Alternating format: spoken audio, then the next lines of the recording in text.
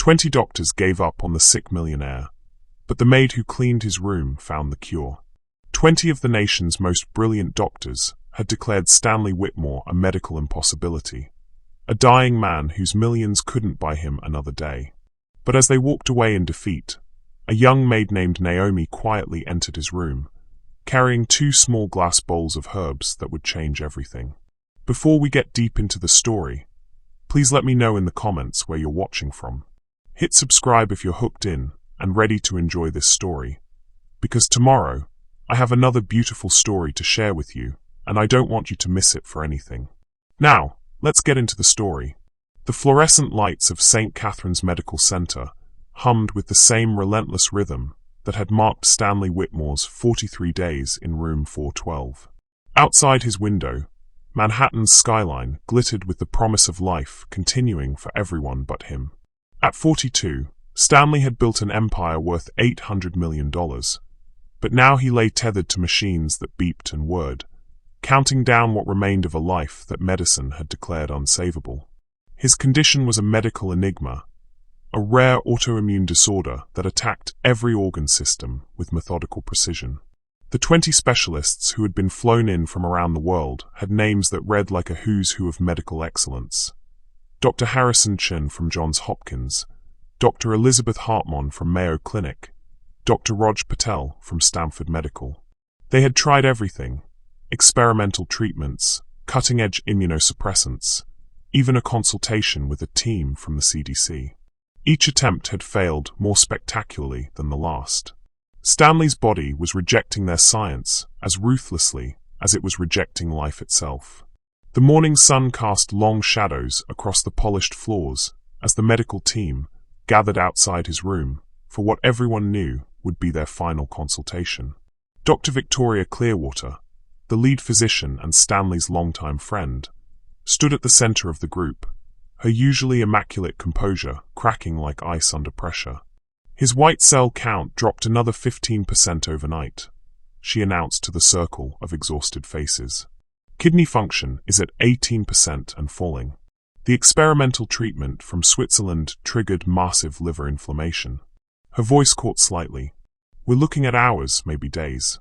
Dr. Chen removed his glasses and rubbed his temples, a gesture that had become painfully familiar over the past 6 weeks.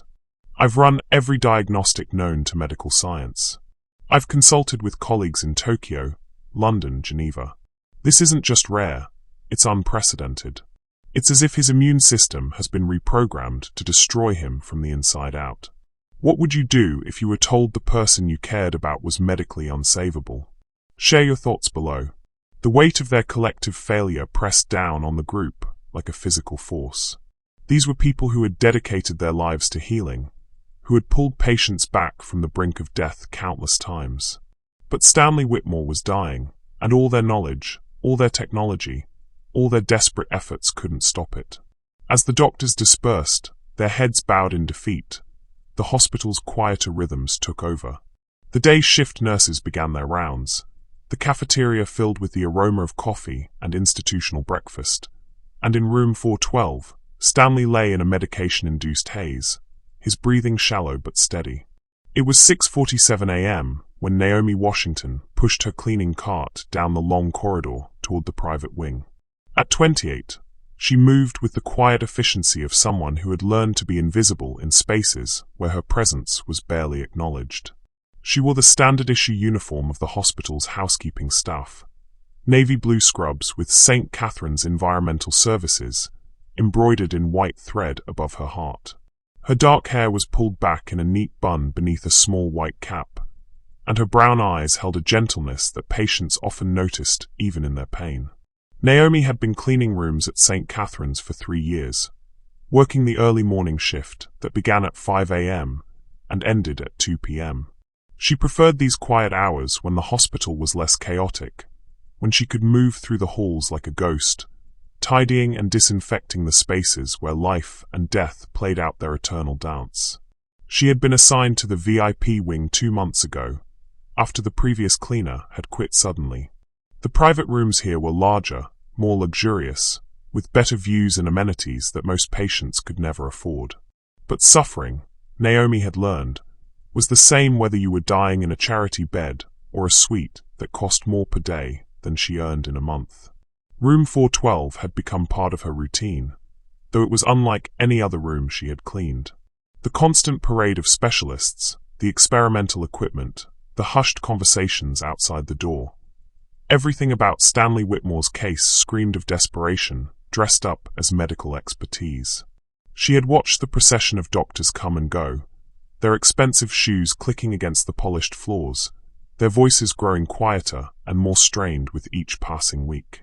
She had seen hope turn to frustration, frustration to despair, and finally despair to resignation. But what the doctors didn't know, what they couldn't have known, was that Naomie Washington carried with her a different kind of knowledge, the kind passed down through generations of women who had healed with plants and prayers long before hospitals existed. Her grandmother, Eulalie Washington, had been what folks in rural Georgia called a root woman, someone who understood the language of herbs and the wisdom of plants. Eulalie had raised Naomie after her parents died in a car accident when she was 7, and those formative years had been filled with lessons about the healing properties of common weeds, the importance of listening to a patient's body, and the power of believing that healing was possible even when it seemed impossible. "Baby girl," Eulalie used to say as they walked through the woods behind their small house, collecting bark and leaves and roots. "The earth provides everything we need to heal. The problem is that people have forgotten how to listen to what it's trying to tell them." Naomie had moved to New York 5 years ago, after Eulalie passed, carrying nothing but a suitcase of clothes and a small wooden box containing her grandmother's carefully preserved herbs and handwritten recipes. She had gotten the job at St. Catherine's not because she wanted to be around sickness, but because she needed the health insurance and steady paycheck. The work was honest, if invisible, and it paid enough for her to send money back to her younger brother in Georgia while he finished college. But room 412 had awakened something in her that she had tried to keep buried. Every morning for the past month, she had watched Stanley Whitmore's condition deteriorate, while the most brilliant medical minds in the world stood by helplessly. She had seen the fear in his eyes during his brief conscious moments, the way his body had begun to consume itself, the growing desperation of the doctors who surrounded his bed. And every morning, as she cleaned around his sleeping form, she felt her grandmother's presence whispering in her ear. "This is why I taught you, child. This is why you need to remember." The problem was that remembering was dangerous. Naomie had learned early in her time at St. Catherine's to keep her head down, do her job, and never offer opinions about medical care. She was, after all, just the cleaning lady. Her suggestions would be unwelcome at best, career-ending at worst. But as she approached room 412 on this particular morning, something was different. The usual cluster of doctors was absent. The hallway held an unusual quiet, broken only by the soft beeping of machines. Through the partially open door, she could see Stanley Whitmore lying still as death, his chest rising and falling with mechanical regularity. Stay tuned. This story is just beginning, and the real miracle is about to unfold. Naomie stood frozen in the doorway of room 412, her cleaning supplies forgotten, as she absorbed the stillness that had settled over Stanley Whitmore like a shroud. The absence of the medical team felt ominous, not peaceful, but abandoned. She had grown accustomed to navigating around clusters of white coats, to the constant murmur of medical jargon, to the barely contained energy of people fighting against time. Now, in the sudden quiet, the only sounds were the mechanical breathing of the ventilator and the steady beep of the heart monitor. She entered the room with practiced silence, her rubber-soled shoes making no sound against the polished floor. Stanley looked smaller than she remembered, his skin waxy and translucent under the harsh fluorescent lights. His hair, once thick and silver with the confidence of success, now lay limp against his skull. His hands, folded across his chest, seemed to have aged decades in the past month. But it was his breathing that stopped her short. Each inhale was labored, each exhale a struggle. Even unconscious, his body was fighting a battle it was clearly losing. Naomie had seen death before, in her work, in her neighborhood, in the slow decline of her grandmother. But there was something about Stanley Whitmore's condition that called to her in a way she couldn't explain. Maybe it was the futility she witnessed daily, the way brilliant minds had been reduced to helpless observers. Maybe it was the waste of it all, a man with resources beyond imagination, dying from something that might, possibly, have a simpler solution. Or maybe it was just Eulalie's voice, stronger now than it had been in years, whispering in her ear. Some things can't wait for permission, child. She began her cleaning routine mechanically, wiping down surfaces that were already spotless, organizing supplies that didn't need organizing. But her mind was racing, sifting through memories of her grandmother's teachings, cataloging symptoms, considering possibilities that no medical textbook would ever acknowledge. The condition as she understood it from overheard conversations was autoimmune, Stanley's body attacking itself with devastating efficiency. The doctors had tried to suppress his immune system, to redirect it, to confuse it into stopping its assault. But what if, Naomie thought, the problem wasn't that his immune system was too active, but that it had forgotten how to recognize friend from foe? Eulalie had treated similar conditions, though never this severe. She remembered a summer when she was 14, when Mrs. Coleman from down the road had developed what the local doctor called consumption of the blood. Her body had begun rejecting everything. Food, medicine, even water seemed to make her sicker. The doctor had given up, told her family to prepare for the end. But Eulalie hadn't given up.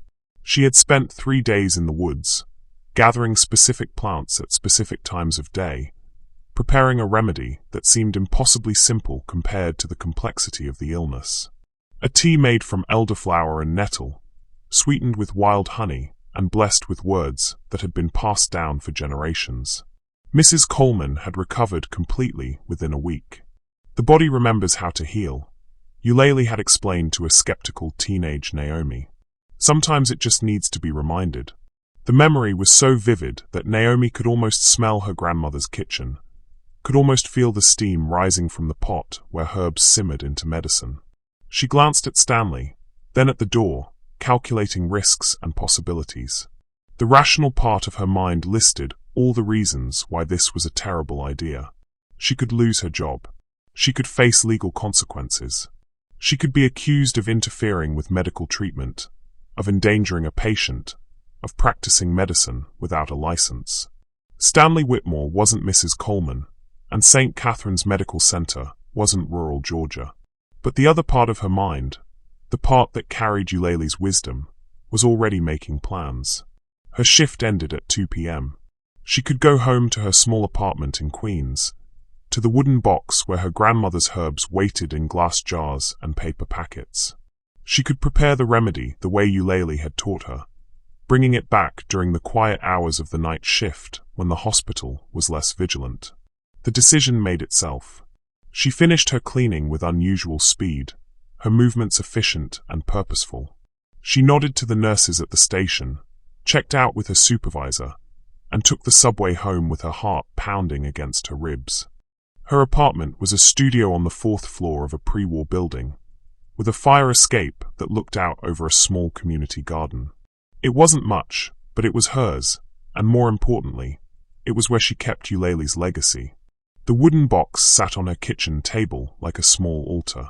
Hand-carved by her great-grandfather, it was dark with age and smooth with handling. Inside, wrapped in tissue paper and small cloth bags, were the herbs that had traveled with her from Georgia, some dried and preserved, other seeds that she had coaxed into life in small pots on her fire escape. She opened the box with trembling fingers and began to sort through the contents. Elderflower, dried and fragrant. Nettle that she had harvested herself the previous summer during a trip home. Wild honey from a farmer's market in Queens. And something else, something she had almost forgotten. A small vial of water from the spring behind Eulalie's house. Water that her grandmother had claimed held healing properties beyond science. Working by instinct and memory, Naomie began to prepare the remedy. She boiled water in her smallest pot, measuring carefully, adding herbs in the precise amounts and order that Eulalie had drilled into her. The apartment filled with the earthy, green scent of healing. As the mixture steeped, she found herself whispering the words her grandmother had taught her. Not quite prayer, not quite incantation, but something in between. Words about healing and wholeness, about bodies remembering their purpose, about the earth's wisdom flowing through human vessels. When the tea was ready, she strained it through cheesecloth and poured it into 2 small glass jars. The same kind her grandmother had used, with tight-fitting lids and paper labels. She wrote EW on each label in her grandmother's honor, then tucked them carefully into her purse. What would you risk to save someone's life, even if it meant breaking every rule? Tell us in the comments below. The journey back to St. Catherine's felt longer than usual. Naomie sat on the subway, clutching her purse, second-guessing every decision that had led her to this moment. She thought about her grandmother, about the trust Eulalie had placed in her, about the responsibility that came with knowledge others didn't possess. She also thought about Stanley Whitmore, not as the millionaire the newspapers wrote about, but as a man who was dying while everyone who cared about him watched helplessly. The hospital's night shift was in full swing when she arrived at 9 p.m. She had called in a favor from Keisha, who worked the evening housekeeping shift, asking to borrow her badge for a forgotten item in one of her assigned rooms. Keisha had asked no questions, understanding the unspoken code among the invisible workers who kept the hospital running. The VIP wing was quieter at night, with dimmed lights and a skeleton crew of nurses. Naomie moved through the familiar corridors like a shadow, her heart hammering as she approached room 412. The door was partially closed, but through the gap she could see that Stanley was alone. The parade of specialists had ended, their defeat complete. Only the machines remained, keeping vigil over a body that was slowly surrendering to the inevitable. She slipped inside and closed the door behind her. Stanley looked worse than he had that morning. His breathing was more labored, his skin gray in the dim light from the monitors. But he was conscious, his eyes were open, staring at the ceiling with the hollow gaze of someone who had accepted his fate. Those eyes shifted to her as she approached the bed, and for a moment neither of them moved. Naomie saw recognition there, and something else, curiosity, maybe, or simply the dull interest of someone who had nothing left to lose. "You're the cleaning lady," he said, his voice barely above a whisper. "Yes, sir. I'm Naomie." He studied her face with surprising intensity. "They've given up on me, haven't they? The doctors?" Naomie hesitated, then nodded. There was no point in lying to a dying man. Stanley closed his eyes briefly. "I can feel it, you know. My body eating itself alive. 20 of the world's best doctors.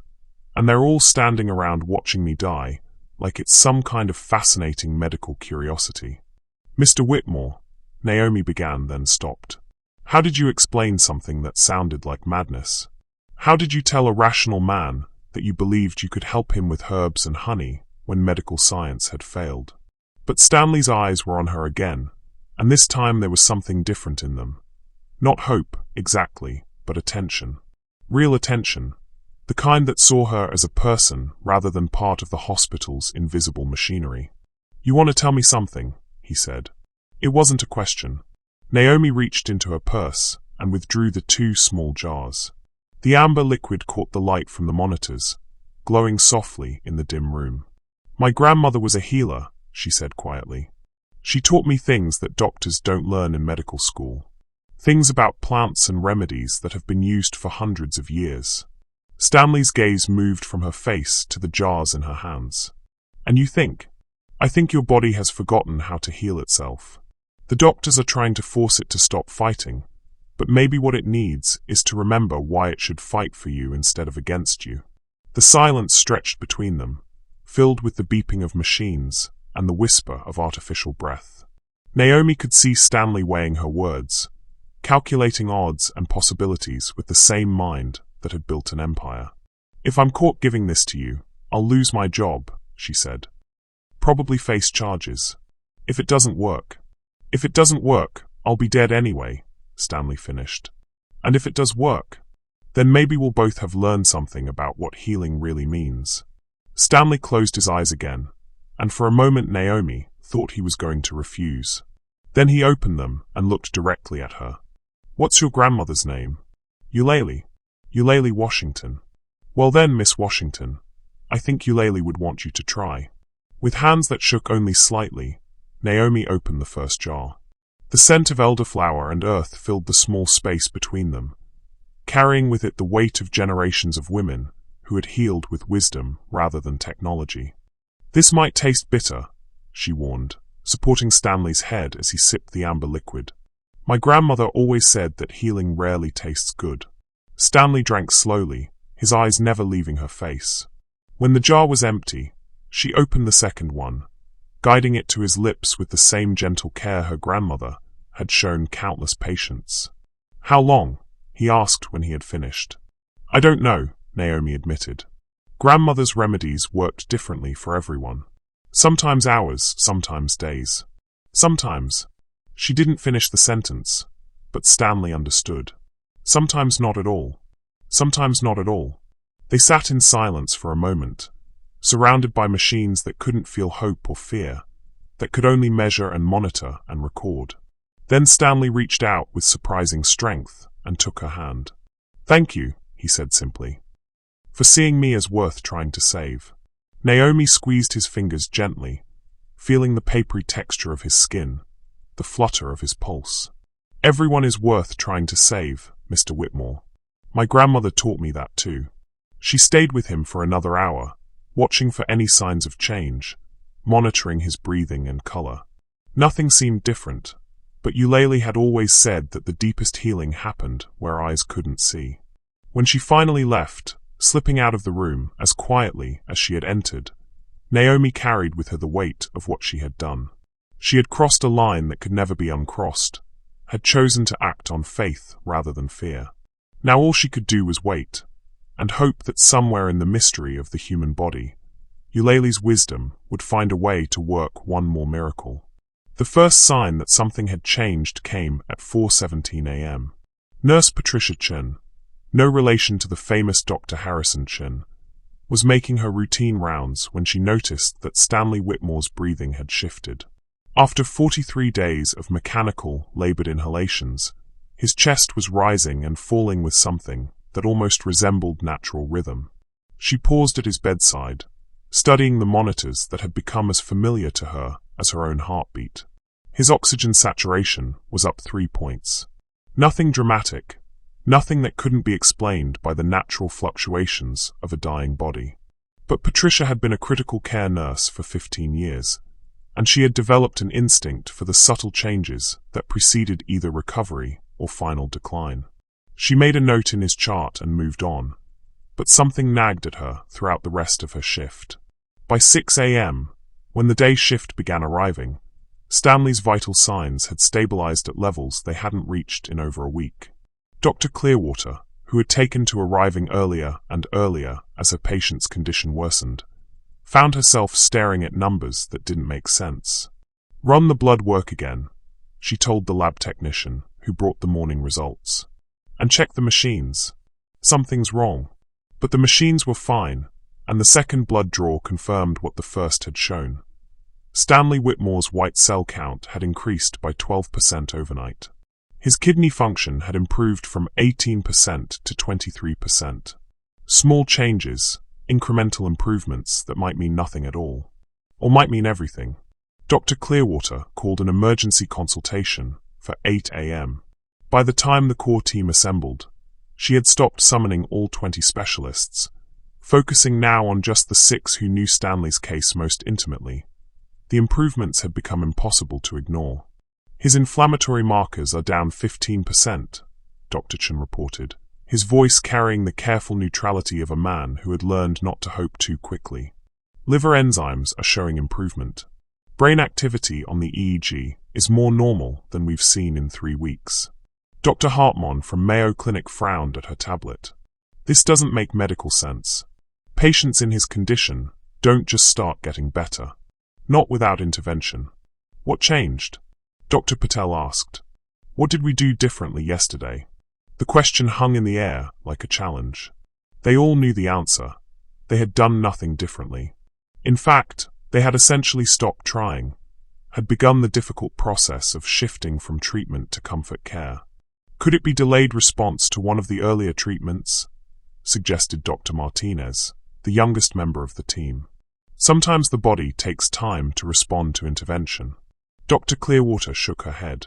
We've been tracking response times meticulously. This is spontaneous improvement which... She paused, reluctant to voice what they were all thinking. Which doesn't happen in cases like this. The team dispersed with more questions than answers, each doctor reviewing their notes, searching for some explanation they might have missed.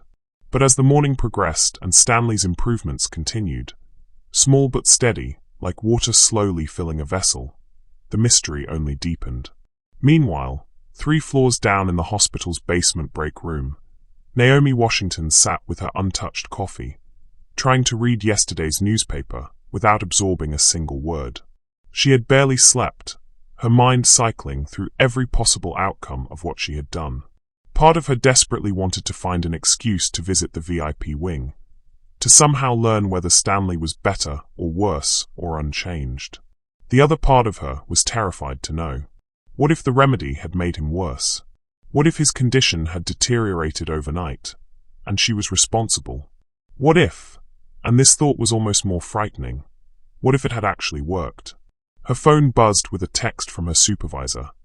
Need you on 4th floor today. Rodriguez called in sick. The 4th floor. The VIP wing. Room 412. Naomi's hands shook as she gathered her supplies. The universe, it seemed, had a sense of irony. She rode the elevator up with her heart hammering against her ribs, each floor bringing her closer to answers she wasn't sure she wanted. When the doors opened onto the familiar corridor, she immediately sensed something different. There was an energy in the air, a buzz of activity that had been absent the day before. The nurses' station was busier than usual, with clusters of staff members speaking in animated whispers. She caught fragments of conversations as she passed. Overnight improvement. 20% increase. Don't understand what. Room 412's door was closed, but she could hear voices inside. Not the resigned tones of defeat she had grown accustomed to, but something sharper, more engaged. She knocked softly and waited for permission to enter. Come in, called a voice she recognized as Dr. Clearwater's.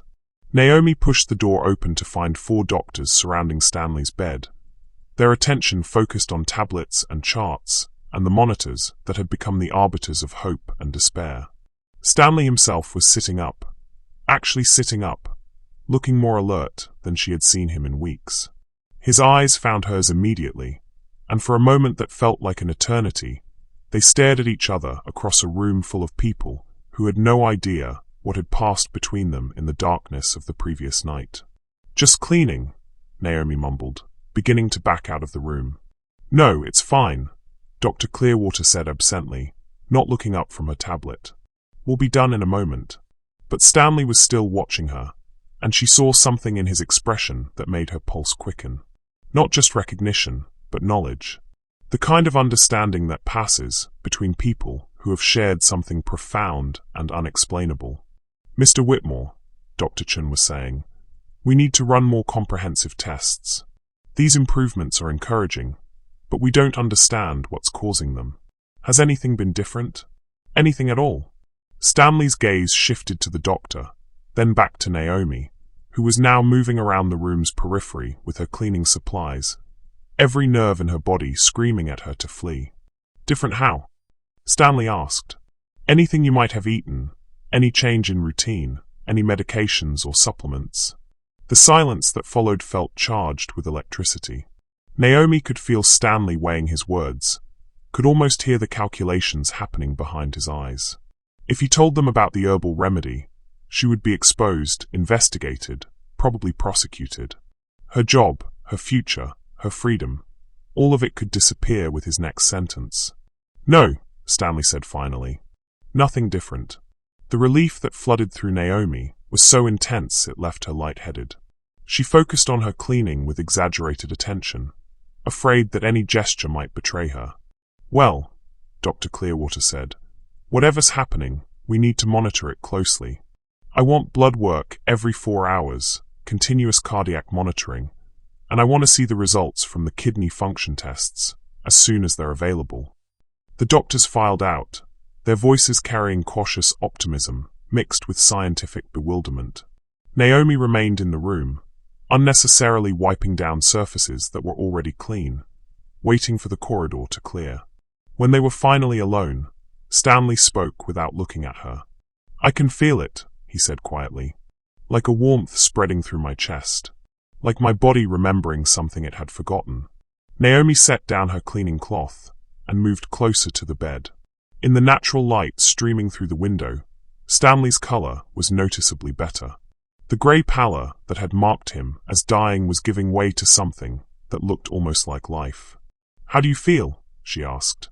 "Like I might actually see another week," he admitted, "which is more hope than I've had in a long time." He paused, studying her face. "Why didn't you tell them?" "Tell them what?" "That you're the one who's saving my life. If you had the power to heal someone, but it meant risking everything you had, what would you choose? Share your thoughts below. We want to hear from you."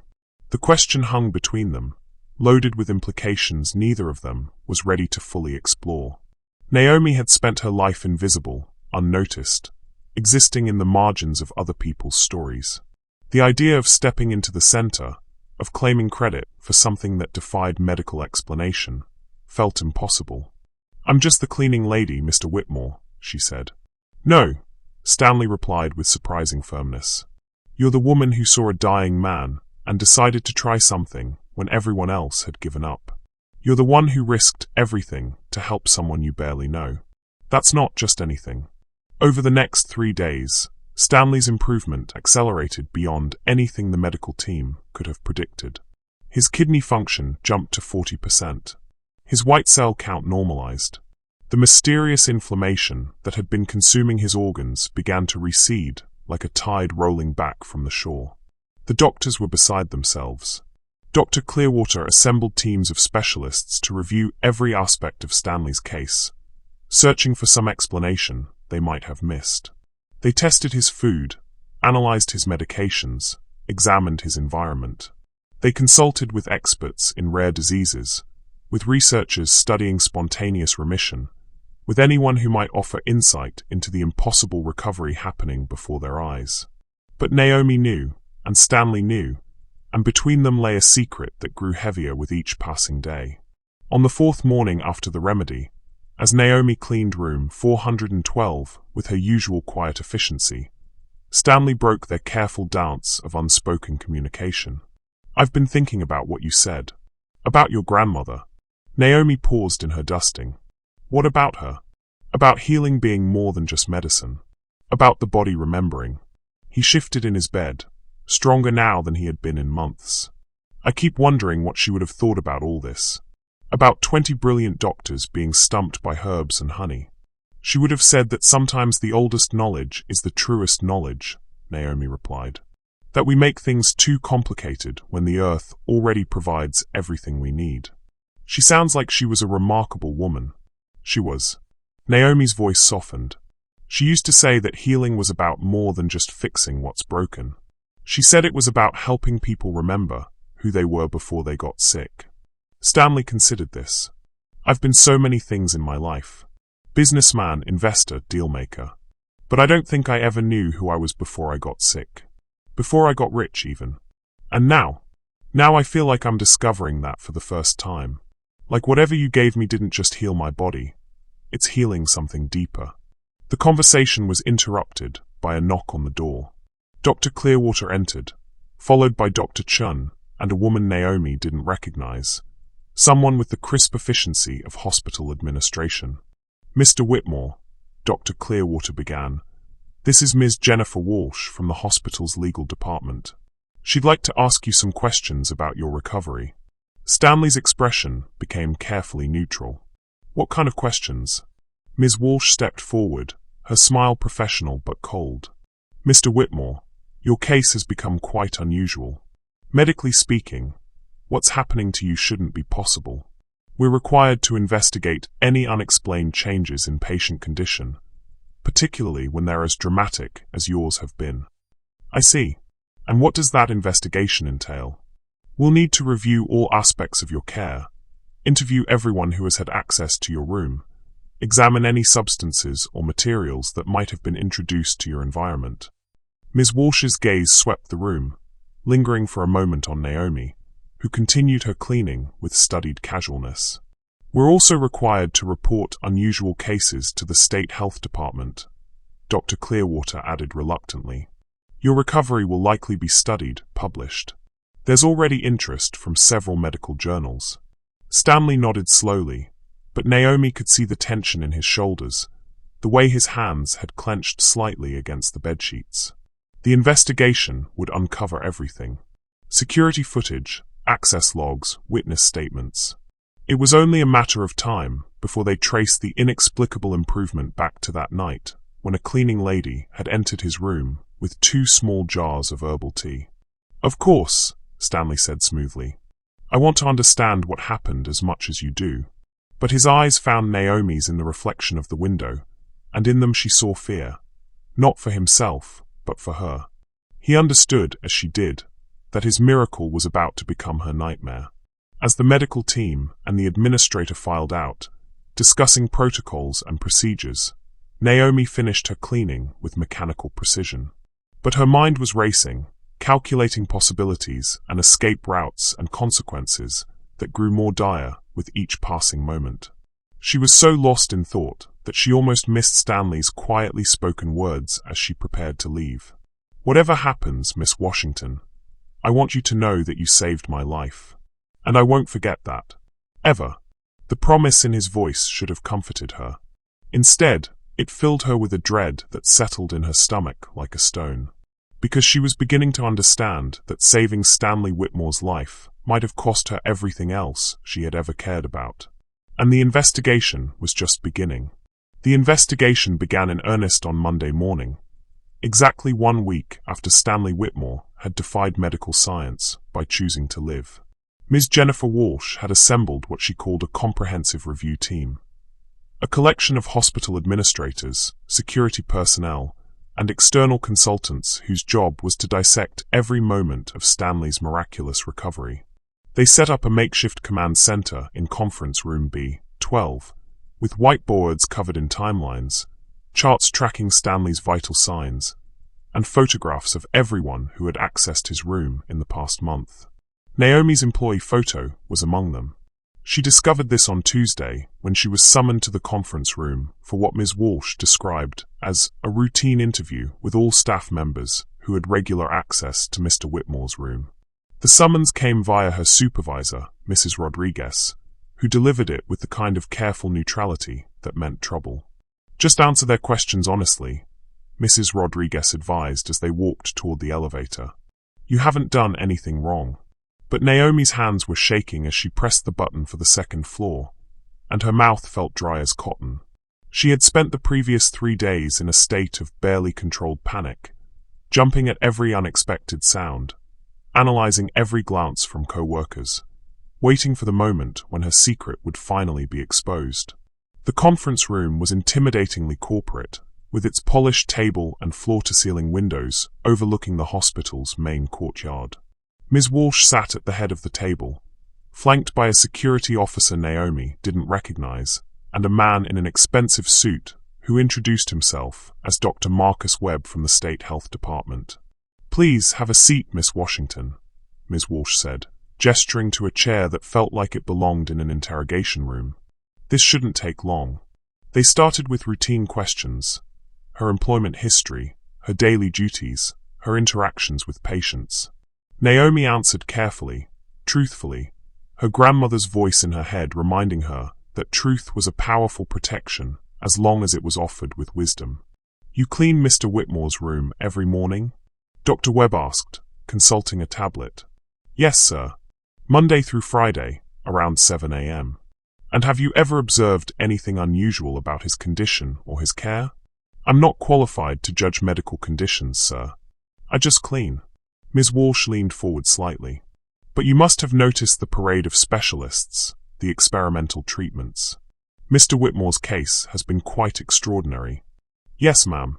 There were always doctors coming and going." "Did you ever interact with Mr. Whitmore directly?" The question hung in the air like a trap. Naomie could feel her pulse hammering in her throat, could taste the metallic edge of fear on her tongue. This was the moment when a single word could destroy everything. "Sometimes he would say good morning," she said carefully. Patients sometimes do that. Nothing more extensive? No conversations about his condition or his treatment? No, ma'am. I wouldn't presume. The security officer consulted his notes. Our logs show that you badged into the building at 9:17 p.m. on the night of October 15th. That's well outside your normal shift hours. Naomie's blood turned to ice. She had forgotten about the badge logs, about the electronic trail that tracked every movement within the hospital. Her favor from Keisha, the borrowed access card. It was all there in the system, waiting to be discovered by anyone who knew how to look. I had left something in one of my assigned rooms, she managed. I borrowed a badge from a co-worker to retrieve it. What did you leave? My reading glasses. I need them to check my bus schedule. The lie came easier than she expected, probably because she had been practicing it in her head for days. Dr. Webb made a note on his tablet. And you went directly to retrieve these glasses and left? Yes, sir. Which room were they in? The silence that followed felt like a physical weight pressing down on the table. Naomie could feel all three investigators watching her, could sense the way her hesitation was being catalogued and analyzed. I checked several rooms, she said finally. I wasn't sure where I had left them. Ms. Walsh exchanged a glance with Dr. Webb that Naomie pretended not to notice. They didn't believe her, that much was clear. But they didn't have proof of anything beyond a cleaning lady retrieving personal items after hours. Not yet.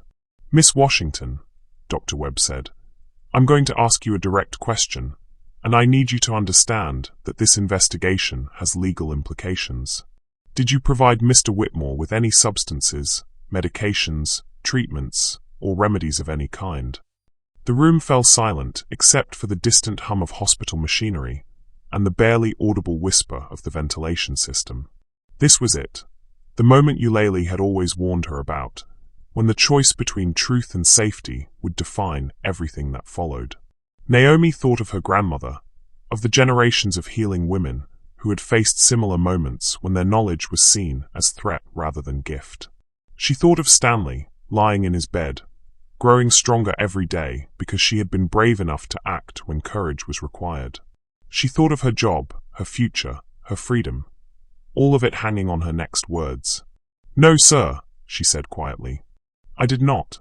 The lie settled between them like a stone dropped into still water, creating ripples that would spread far beyond this room. Dr. Webb studied her face with the intensity of someone trained to detect deception, but Naomie met his gaze steadily, drawing strength from the memory of her grandmother's hands guiding hers as they prepared remedies that had saved lives for centuries. All right, Ms. Walsh said finally. That's all we need for now. But Miss Washington, if you remember anything else about your interactions with Mr. Whitmore, or if you have any information that might help us understand his recovery, it's important that you share it with us. Of course, ma'am. Naomie left the conference room on unsteady legs, her body flooded with adrenaline and relief, and a kind of exhaustion that went deeper than physical tiredness. She had bought herself time, but she knew the investigation was far from over. They would keep digging, keep asking questions, keep following electronic trails until they found what they were looking for. The afternoon passed in a blur of routine tasks that felt anything but routine. Every conversation with co-workers seemed loaded with hidden meaning. Every glance from a supervisor felt like suspicion. Even the familiar rhythms of cleaning and organizing couldn't calm the anxiety that had taken root in her chest like a thorny vine.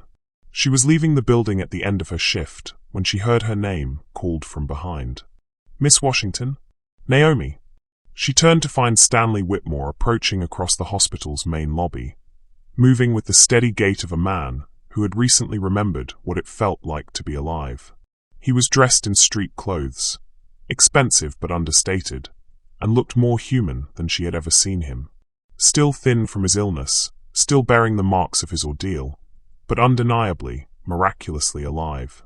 Mr. Whitmore, she said, surprised. You're being discharged? This afternoon, he confirmed. Clean bill of health, according to Dr. Clearwater. Well, clean enough.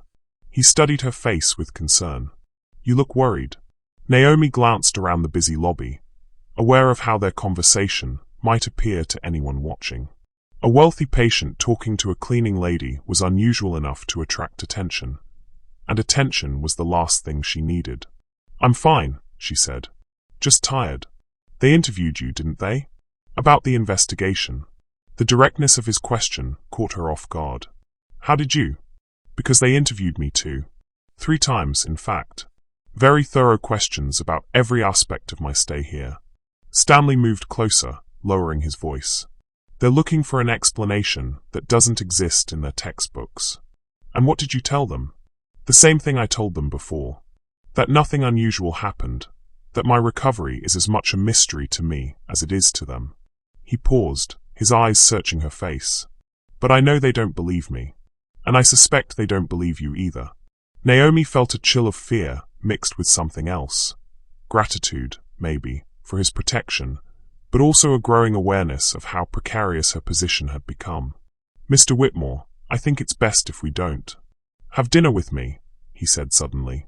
The request was so unexpected that for a moment Naomie wasn't sure she had heard him correctly. "I'm sorry. Dinner. Tonight. There's a small place in Queens, near the Botanical Garden. Quiet, good food. The kind of place where we can talk without being overheard." Stanley reached into his jacket and withdrew a business card, writing an address on the back. 7 o'clock, if you're willing." Naomie stared at the card in her hand, her mind racing through all the reasons why this was a terrible idea. Meeting socially with a patient violated hospital policy. Being seen with Stanley outside the hospital could raise questions about the nature of their relationship. And given the ongoing investigation, any contact between them was potentially dangerous. But there was something in Stanley's expression that made her hesitate. Not desperation, exactly, but a kind of earnest hope that reminded her why she had taken the risk in the first place. "Why?" she asked. "Because there are things I need to say to you that can't be said in a hospital room. Because you saved my life, and I want to understand why. And because—" he paused, seeming to search for words. "Because I think we both need to figure out what happens next. What would you do if someone whose life you changed wanted to change yours in return? Let us know in the comments." That evening, Naomie found herself standing outside Botanica, a small restaurant tucked between a laundromat and a cell phone repair shop in a neighborhood that tourists never visited. It was the kind of place that served authentic food to people who lived there rather than people who were visiting, with handwritten menus and tables that wobbled slightly on uneven floors. Stanley was waiting for her at a corner table, looking strangely out of place in his expensive clothes, but somehow more comfortable than she had ever seen him in the hospital. He stood as she approached, a gesture that felt both old-fashioned and respectful. "Thank you for coming," he said as she sat down. "I wasn't sure you would. I wasn't sure I would either." They ordered carefully. She chose the arroz con pollo, he opted for something simple. And for a few minutes they sat in the kind of awkward silence that falls between people who have shared something profound but don't know how to discuss it in daylight. Finally, Stanley spoke. "I've been thinking about what you said. About your grandmother's philosophy of healing. What about it? She believed in helping people remember who they were before they got sick. And I keep wondering, who was I before I got sick? Who was I before I got rich?" He leaned forward slightly. "I've spent 30 years building an empire, accumulating wealth, making deals. But I can't remember the last time I did something, just because it was right. Just because someone needed help." Naomie sipped her water, studying his face. "And now I feel like I have a chance to figure that out. Like whatever you gave me, the herbs, the healing, whatever you want to call it, didn't just fix my body. It gave me back something I didn't even know I had lost." Their food arrived, and they ate quietly, the conversation punctuated by the sounds of the restaurant around them. Families sharing meals, friends catching up over beer, the normal rhythms of people living ordinary lives. "Can I ask you something?" Stanley said as they waited for coffee. Naomie nodded. "Why did you risk it? Your job, your future, everything. Why did you decide to help someone you barely knew?" The question was one she had been asking herself for days.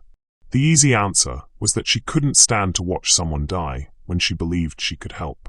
But there was more to it than that, something deeper and more complicated. My grandmother used to say that knowledge without action is just vanity, she said finally. That if you know how to help someone and you don't do it, then all your learning is worthless. She paused, choosing her words carefully. But there's something else. Something I didn't realize until after I gave you the remedy. What? I've spent 3 years invisible in that hospital. Cleaning rooms, emptying trash, going about my work like a ghost. No one sees me. No one knows my name. No one thinks of me as anything more than part of the machinery that keeps the place running. She met his eyes. But you saw me. Even when you were dying. Even when you had every reason to think only about yourself. You saw me as a person worth talking to. And I guess I wanted to be worth that. Stanley was quiet for a long moment, turning his coffee cup between his hands. When he spoke, his voice was softer than she had ever heard it. Naomie, I need to tell you something about the investigation. The warmth that had been building between them evaporated instantly, replaced by the cold edge of fear that had become Naomie's constant companion. What about it? They're not going to stop. Dr. Webb, Ms. Walsh, the hospital administration. They're convinced that my recovery was caused by some kind of external intervention. They're reviewing security footage, interviewing every employee who had access to my room, analyzing blood samples for traces of foreign substances. Naomie's hands tightened around her coffee cup. What are you saying? I'm saying they're going to find evidence eventually. A witness who saw you coming or going at unusual hours. Security footage they haven't reviewed yet. Something. The restaurant suddenly felt too small, too warm, the voices around them too loud. Naomie could feel panic rising in her throat like bile. And when they do, Stanley continued, they're going to charge you with practicing medicine without a license at minimum. Possibly reckless endangerment. The fact that it worked, that it saved my life, that won't matter to them. What will matter is that you violated protocols and potentially put a patient at risk. So what do? Naomie whispered. Run. Disappear. No. Stanley's voice was firm. You let me protect you. How? Stanley reached across the table and took her hand, his fingers warm and surprisingly strong. By telling the truth. Not about what you did, about what I did. Naomie stared at him, confused. I don't understand. Tomorrow morning, I'm going to call Dr. Clearwater and Ms. Walsh. I'm going to tell them that I've remembered something important about my recovery. Something I forgot to mention in my previous interviews. What? Stanley's grip on her hand tightened. That I had been secretly taking herbal supplements, ordering them online, having them delivered to the hospital. That I was so desperate to try anything that might help that I was taking remedies without telling my doctors. The implications of what he was suggesting hit Naomie like a physical blow. Stanley, no. You can't. I can, and I will. I'll tell them I was embarrassed to admit it before, that I thought they would think I was foolish for believing in alternative medicine. I'll provide them with fake receipts, fake delivery records, whatever they need to close their investigation. But they'll examine the substances. They'll test them against your blood work. Let them. I'll make sure the herbs I claim to have taken match what you actually gave me. Your grandmother's remedy will become my secret self-medication. Naomie pulled her hand away, her mind reeling. You're talking about lying to federal investigators. About obstruction of justice. Stanley, they could send you to prison. They could try, he said with a slight smile. But I have resources they don't. Lawyers, connections, influence. The worst they could do is fine me for not reporting my self-medication to my doctors. The worst they could do to you is destroy your life. I won't let you do this. You don't have a choice, Stanley said gently, because I've already decided. Tomorrow morning, I'm going to save your life the same way you saved mine. They sat in silence, the weight of his decision settling between them like a bridge neither of them had expected to cross. Around them, the restaurant continued its evening rhythms. Plates clattering in the kitchen, conversations rising and falling, the ordinary sounds of a world that had no idea how dramatically 2 lives were about to change. Why? Naomie asked finally. Because for the first time in 30 years, I have the chance to do something purely good. Not for profit, not for advantage, not for any reason except that it's right. Stanley's eyes held hers. Because you gave me back my life, and now I want to give you back yours. And if they don't believe you, they will.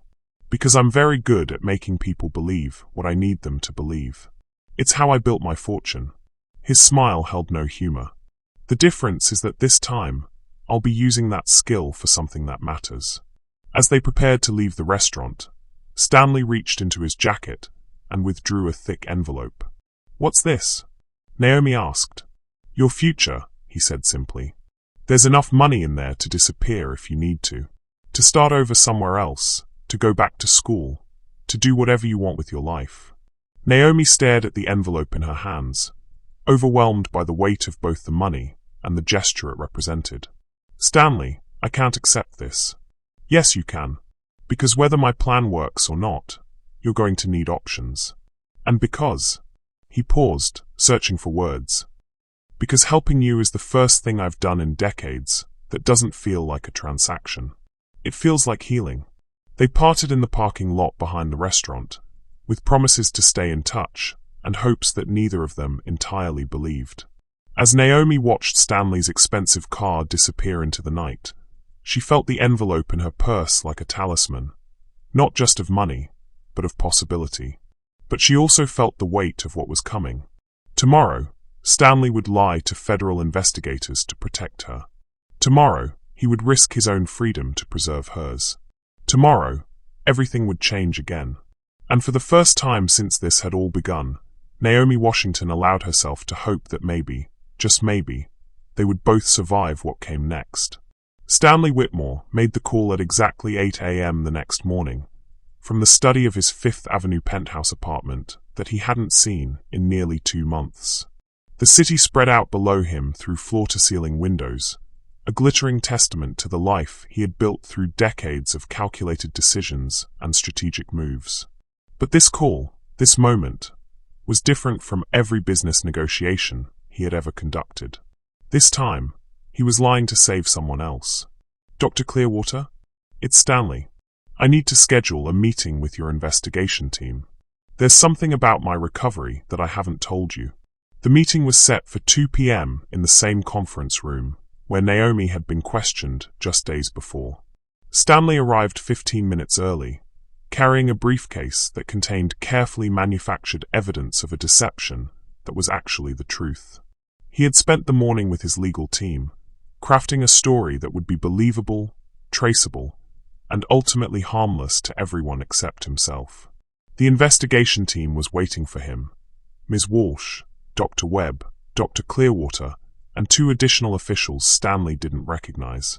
Their expressions ranged from curious to skeptical, but all of them leaned forward when he opened his briefcase and began removing items with the deliberate care of a man making a confession.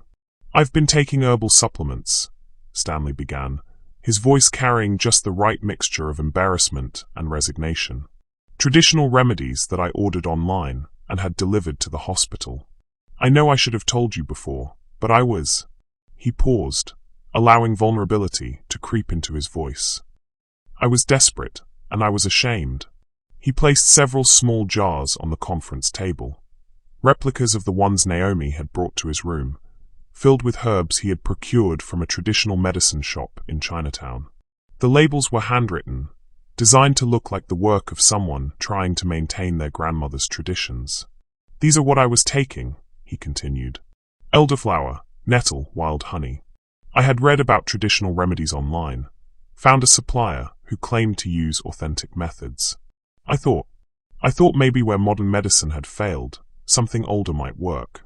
Dr. Webb examined one of the jars, holding it up to the light. Mr. Whitmore, you understand that taking unregulated substances while undergoing medical treatment could have killed you?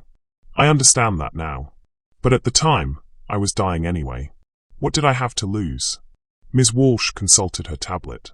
You're saying you were secretly medicating yourself with herbal remedies throughout your stay? Not throughout. Just. Stanley paused, as if recalling painful memories. Just toward the end, when it became clear that the traditional treatments weren't working. I started taking them about a week before my condition began to improve. He reached into his briefcase again, and withdrew a folder containing what appeared to be purchase receipts, shipping confirmations, and email correspondence with an herbal medicine supplier. All of it fabricated by his legal team's research department, but meticulously authentic-looking. "Why didn't you tell your doctors?" Dr. Clearwater asked, her tone carrying both frustration and concern. "Because I knew you would have stopped me. And because—" Stanley allowed his voice to crack slightly. "Because I was afraid you would think I was a foolish old man, grasping at fairy tales because I couldn't accept that science had failed me." The room fell silent as the investigators processed this revelation. Stanley could see them weighing the evidence, checking it against their theories, trying to determine whether his story explained the miraculous recovery they had been struggling to understand. Dr. Webb was the first to speak. "We'll need to analyze these substances, compare them to your blood work, verify your purchase records. Of course, I understand that I may face consequences for not disclosing this information to my medical team." "You may," Ms. Walsh confirmed. "But Mr. Whitmore, if this is accurate, if your recovery was the result of these supplements, then it represents a significant development in alternative medicine. These substances would need to be studied, tested, potentially developed into approved treatments." Stanley nodded gravely, fully aware that the substances in the jars were exactly what Naomie had given him, and that any testing would confirm their presence in his system. The beauty of his deception was that it was, in every measurable way, the truth, just with a different explanation for how the healing had occurred. "I'm prepared to cooperate fully with any research you want to conduct," he said. "If my recovery can help other people, then something good will have come from my deception." The meeting continued for another hour, with detailed questions about dosages, timing, and effects. Stanley answered them all with the careful precision of someone who had spent days memorizing a story that was simultaneously false and true. When it was over, he felt the exhaustion that comes from performing at the highest level under impossible stakes. But as he left the hospital, walking past the room where he had nearly died and where a young woman had risked everything to save him, Stanley felt something he hadn't experienced in decades: the clean satisfaction of doing something purely good. 3 days later, Naomie Washington received a call from Mrs. Rodriguez, her supervisor. "The investigation is over," Mrs. Rodriguez said without preamble. "Mr. Whitmore confessed to self-medicating with herbal supplements. The hospital is satisfied that his recovery was the result of his own actions, not any failure of protocol on our part." Naomie sat in her small kitchen, staring out the window at the community garden where she grew herbs in memory of her grandmother, trying to process what she was hearing. "So I'm not in trouble?" "You're not in trouble. In fact, the hospital administration wants to commend you for your discretion in not discussing Mr. Whitmore's case with other staff members. They appreciate employees who respect patient confidentiality." After she hung up, Naomie sat in the silence of her apartment, overwhelmed by a mixture of relief and gratitude and something else, a sense that her life had fundamentally changed in ways she was only beginning to understand. Stanley had kept his promise. He had protected her, just as she had protected him. The investigation was closed, her job was secure, and the secret they shared would remain between them. But more than that, she realized, she was no longer invisible. The envelope Stanley had given her sat on her kitchen table, unopened since the night he had handed it to her. She had been afraid to look inside, afraid of what accepting his money might mean about who she was and who she was becoming. But now, with the immediate crisis past, she found herself curious about what he had considered sufficient for whatever she wanted to do with her life. Inside were 2 things: a cashier's check for an amount that made her gasp aloud, and a letter written in Stanley's careful handwriting. "Naomie, the money is not payment for what you did. Nothing could repay that. It's an investment in who you could become. Use it to go to school, to travel, to start a business, to do whatever your grandmother would have wanted you to do with your gifts. But more than the money, I want to offer you something else. A job. Not as my employee, but as my partner in something I've never tried before, actually helping people. I'm starting a foundation dedicated to researching traditional healing methods and making them accessible to people who can't afford conventional medicine. I need someone who understands both the science and the wisdom, someone who can bridge the gap between ancient knowledge and modern application. I need someone who sees people as worth saving, regardless of whether they can pay for it. If you're interested, call me. If you're not, keep the money anyway, and use it to heal the world in whatever way feels right to you. Thank you for giving me my life back. All of it. Stanley. Naomie read the letter 3 times before the words fully sank in. Then she walked to her fire escape, where her small garden of medicinal plants caught the afternoon sun, and she thought about her grandmother. What would Eulalie have done?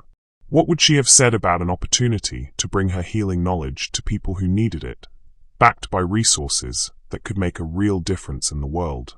Sometimes the earth provides more than we expect, child, she could almost hear her grandmother saying. The question is whether we're brave enough to accept what it offers. Naomie pulled out her phone and dialed the number at the bottom of Stanley's letter. He answered on the first ring, as if he had been waiting for her call. Naomie, I want to hear more about this foundation, she said. The relief in his voice was audible. When can you meet? Tomorrow, but not in a restaurant this time. Come to my neighborhood. There's a community garden where I grow some of the herbs my grandmother taught me about. I think you should see where this all really started. 6 months later, the Eulalie Washington Foundation for Traditional Healing occupied a restored brownstone on the Upper West Side, with examination rooms that smelled of lavender and offices filled with plants that served both decorative and medicinal purposes. The waiting room had comfortable chairs, natural light, and walls lined with photographs of healing gardens from around the world. But more importantly, it had hope. Naomie arrived each morning at 7 a.m., just as she had at the hospital, but now she came as Dr. Naomie Washington, a title that had required 2 years of intensive study, mentorship with leading ethnobotanists, and research that bridged her grandmother's wisdom with modern scientific methods. The foundation had paid for her education, but she had earned every credit hour through late nights and early mornings, through a determination to prove that traditional healing deserved a place in contemporary medicine. The patients who came to the foundation were people the conventional medical system had failed or couldn't afford. They came with chronic pain, autoimmune disorders, depression, addiction, conditions that responded well to the holistic approach Naomie had learned from Eulalie and refined through careful study and practice. They also came because word had spread through communities that rarely had access to cutting-edge medicine. There was a place where a young black woman who understood their language, their culture, their struggles, could offer healing that honored both science and tradition. Stanley had kept his promise about making healing accessible. The foundation operated on a sliding fee scale, with services provided free to those who couldn't pay and funded by donations from Stanley's network of wealthy contacts. People who had been convinced that supporting traditional medicine was both socially responsible and potentially profitable if the research led to new treatments. But perhaps more importantly, Stanley had kept his promise to himself about discovering who he was beyond his wealth. He came to the foundation 3 days a week, not as the CEO or the primary donor, but as someone learning to see healing as something more than a transaction. He had enrolled in classes on herbalism and nutrition. He volunteered in the foundation's community garden. He listened when patients told their stories, and he was slowly learning to see each person who walked through their doors not as a case study or a tax deduction, but as someone whose life had value regardless of what they could afford to pay for it. "Mr. Stanley's here," called Rosa, the foundation's receptionist, as Naomie finished with her morning patient consultations.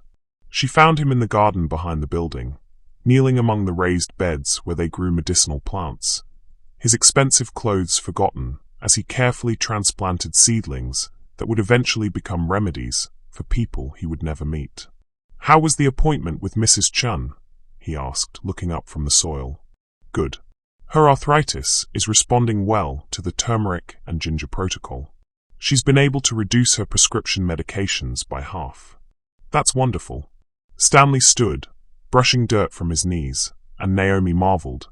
as she did almost daily, at how different he looked now from the dying man she had met in room 412. Not just healthier, though he was certainly that, but more present, more engaged with the world around him in a way that had nothing to do with profit margins or business strategies. "There's something I want to show you," he said, leading her to a new section of the garden where construction had recently been completed. A small greenhouse stood there, its glass panels catching the afternoon sun, with a hand-carved wooden sign that read, "The Eulalie Washington Memorial Greenhouse." "Stanley," Naomie breathed, her eyes filling with tears.